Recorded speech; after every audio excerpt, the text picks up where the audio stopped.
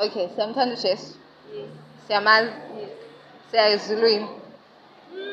Yeah, I guess. Not just for sure. Okay, But what? I'm not sure. But what makes you think you're going to heaven?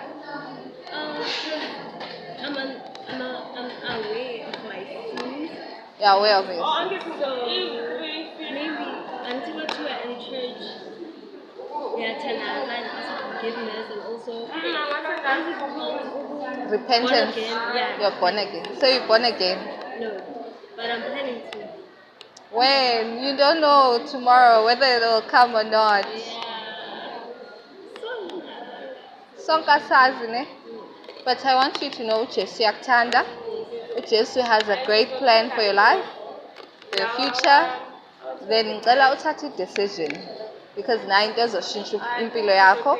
Once you make that decision, uRomans chapter 10 verse 9 uthi uma ukholwa uvuma ngomlomo wakho nangenhliziyo yakho wosindiswa.